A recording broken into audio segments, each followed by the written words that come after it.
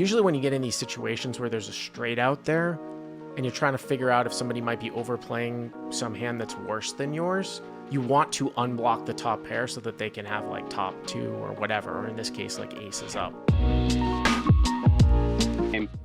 The main villains in this hand are actually both going to cover me, and I'm 3K effective. Okay.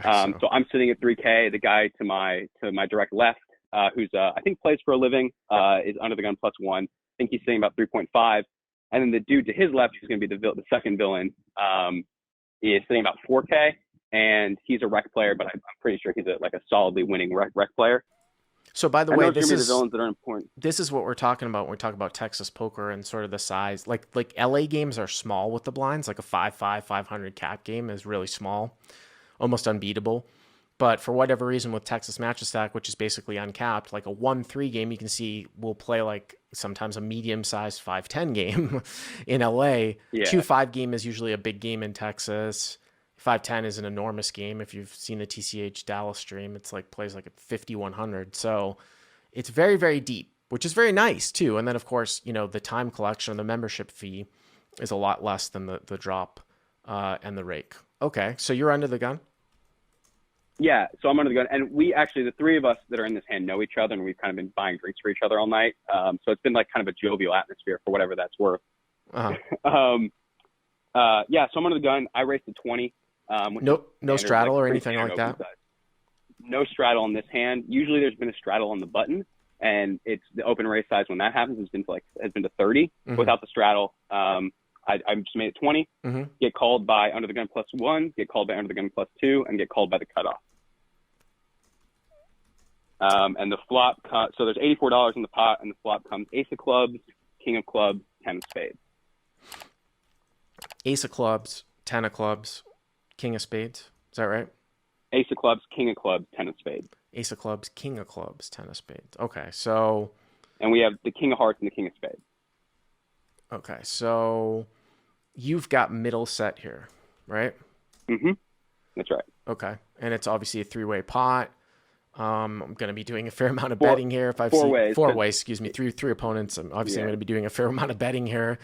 If you've seen these games, I also like the fact that you block top pair as well, right? Yeah. Well, we unblock top pair, right? Because we have middle set. Excuse me, unblock top pair. Sorry, that's what I meant to say. Yeah. Yeah, unblock top For pair. sure. Uh-huh. Yeah. Yeah. So I bet $50 into 84.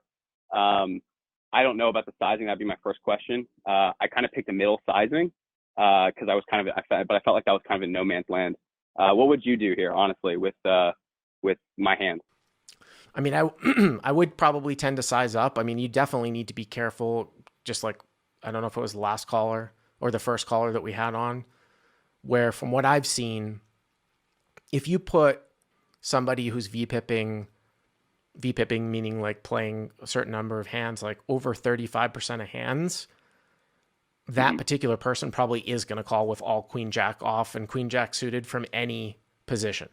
So, right. You do have to be careful about that. That definitely doesn't necessarily mean, not bet, but from some of the shit that I've seen, and especially if it goes down the line where people are calling with offsuit aces and stuff like that. Yeah. I mean, 50, 60, whatever, but definitely over half. I think for sure. Yeah. So I went with 50. And the first villain, raises to 150. This is +1. Yeah. This is UTG +1. Okay. And then the UTG +2, our second villain, calls. Okay. And the cutoff folds. Well, I mean, I would say this deep, you have to protect your stack. I mean, I don't think that you can do anything but call, obviously, here, right? I would rather have... That was my thought. Yeah, I mean, I would rather have your hand... I would rather have pocket kings here than pocket aces. And why's that? Well, I was just going to ask you why. Why do I think that?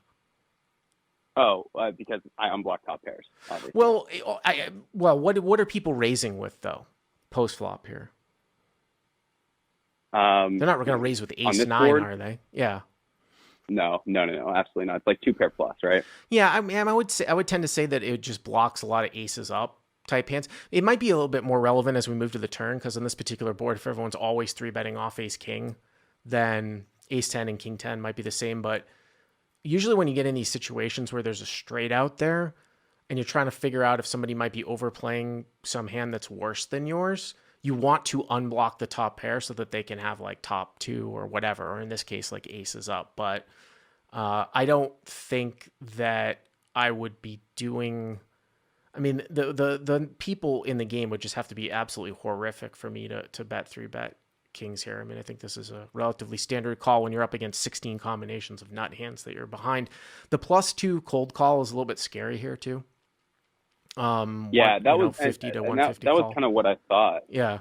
Was like the density of queen jack in both their ranges. You know, you can argue whether it's like 10 combos or 16 combos, or they only have 4, but I think that there's like enough of them in there. And I think it's more like 16 combos, but between both of them, right? And that's kind of scary. Yeah. Well, I mean... So I called. Yeah. So hero calls. So you put 450 in here on the flop, so the pot's like 534. Is that right? That's dead on. Okay. All right, let's go to the turn. And the turn's the 9 of diamonds. Which doesn't really change all that much. It doesn't change anything, really. So it's ace of clubs, 10 of spades, king of clubs, ace of clubs, king of clubs, 10 of spades. Turns the 9 of diamonds. Okay. So I start with a check. And then villain 1 leads for, or bets 400. Okay, so +1 bets 400. Okay. Yep. And then villain 2 raises to 1200. Oh, jeez.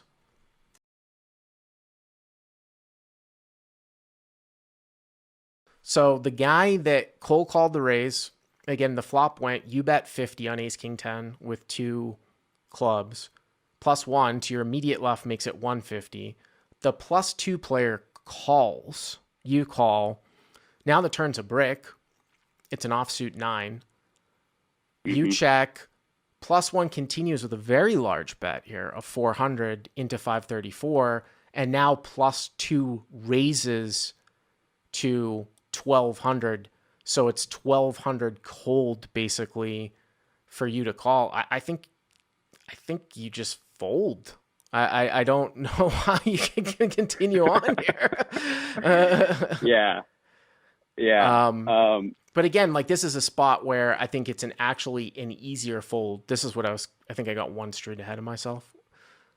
I think that this actually would be an easier fold with pocket aces because it would skew more queen jack here. If you had pocket aces and blocked a lot of the aces up, then you're basically blocking a lot of the overplaying hands that you're trying to look for here. If somebody might be overplaying a hand, right?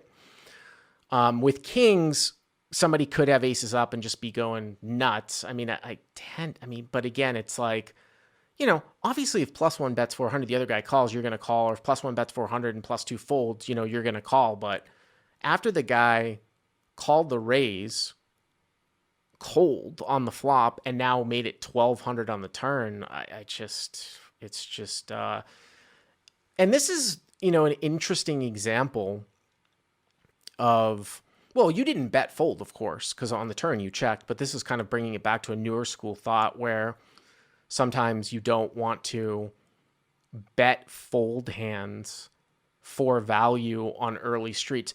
That's theoretical. Now, I still am a pretty large proponent of making a large exploit in a lot of spots and bet folding certain hands in multi-way spots in live poker, like overpairs on straightening ragged boards. Of course, you can bet your hand because you can call, right? I mean, you've got a set, so you can bet and call. But, you know, betting like kings on like a 9-7-6 board and then somebody raising you and you possibly folding, you know, in the theory says that you're supposed to, if you don't want to bet fold, you're supposed to check and call those types of hands, put that into the mix. But here, obviously, you check, it goes bet raise. So I think you just fold. Yeah, and again, like in a 1-3 game, even as deep as it is, a $1,200 raise with, I don't know, like 1,800 behind is still a pretty big bet. Plus, you got the other guy behind you. I mean, the other guy who's basically the one that was originally showing the strength, right? Right, I get caught in the middle here pretty badly for sure. Yeah, absolutely. Yeah. So I looked up at the ceiling for a few seconds and laid it down reluctantly. Uh, and then the V1 snap folds his hand, but he shows me that he's got King 10 off, which actually made me feel a little bit better because I figured if they've got King 10 off in their range, there's plenty of Queen Jack there too. But you didn't see what V2 had, the guy that made He it. didn't show. Oh, okay. For some reason, when I that's pretty funny. I think you made the right laydown. It's a little bit anticlimactic because when I read your email, I thought you had said V2 showed you King 10, like he had the nuts, and Oh, my bad. you had to walk away like Rampage. That would be pretty funny. V1 shows like King 10, V2 taps the Yeah. table, shows Ace 10, nice fold, and then you're walking away. But yeah, I think that this is an impossible spot where I think that you have to fold for sure. But thank you for the call. Cool. Appreciate it.